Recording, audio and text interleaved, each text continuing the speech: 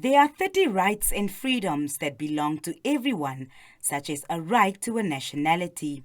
Despite government efforts over the years, there are still a number of people in the Kavango regions who are stateless or undocumented. The issue of national documents has been a problem for a very long time, and it's high time that a deliberate effort needed to be undertaken with a commitment to ensure that this problem is put to rest. And we are talking of people that has been a resident of this region and this country as early as 1976. That is like 48 years ago.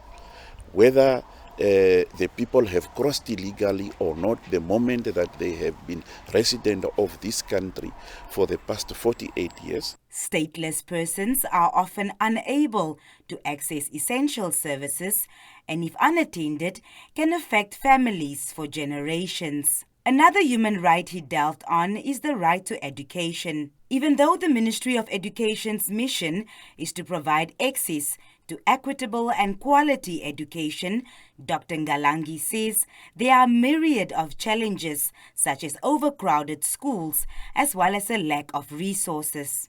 If you get into town schools, classrooms have the size of classrooms have bloated to close to 70 learners in a classroom, and it's an eyesore to look at the number of schools within Rondo that have corrugated iron sheet classrooms, and these are makeshift classrooms, and we are talking of a region of temperature can raise up to 38, 39, and you think of how do these 70 learners sit in this small classroom made of corrugated iron sheet. Freedom of movement is also a right which allows people to move and reside where they want.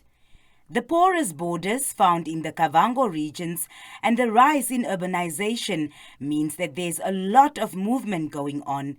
Dr. Ngalangi emphasized that despite isolated incidences here and there, locals are generally very tolerant.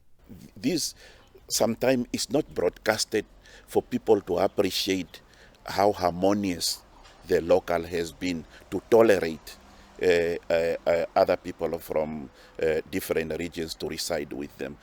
Unfortunately, at times it's just the red flags or the gray areas that comes in public.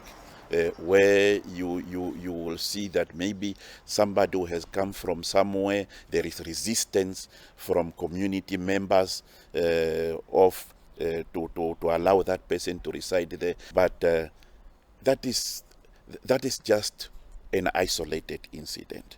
There is a good number of people from other regions who are at peace, who coexist with the community members.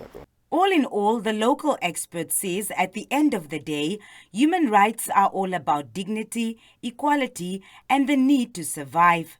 Some people in the Kavango region still don't have access to clean potable water, although plans are underway to change that in the coming 5 years. Dr. Ngalangi also touched on sanitation, saying people deserve to relieve themselves in a dignified manner. Therefore, more toilets are needed, especially in the rural areas.